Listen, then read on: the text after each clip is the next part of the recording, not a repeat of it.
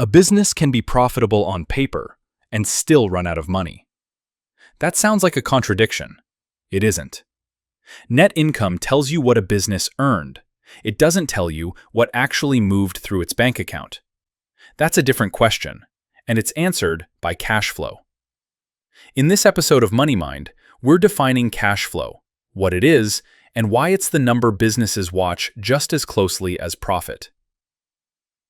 Cash flow is the net amount of cash moving into and out of a business over a given period. Money coming in, from sales, loans, investments, is cash inflow. Money going out, paying suppliers, wages, rent, debt, is cash outflow. Subtract the outflow from the inflow, and what's left is cash flow.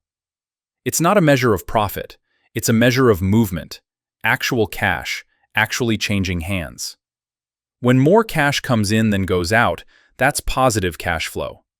The business has more in the bank at the end of the period than it started with. When more goes out than comes in, that's negative cash flow, even if the business is profitable on paper. Picture a company that lands a huge sale on credit.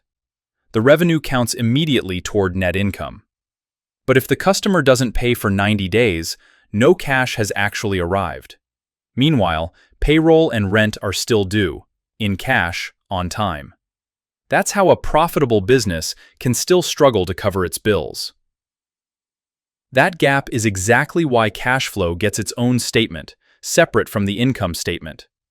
Investors, lenders, and managers all check it before they check profit, because cash flow shows whether a business can actually meet its obligations right now, not just whether it looks healthy on a ledger. Profit is what you earned. Cash flow is what you can actually spend. So a business can be earning money and still be short on cash, which raises the next question. How much of that cash is tied up in debt, and how much risk does that create? That's exactly what we're covering next time on MoneyMind, gearing ratio and risk. Subscribe so you don't miss it.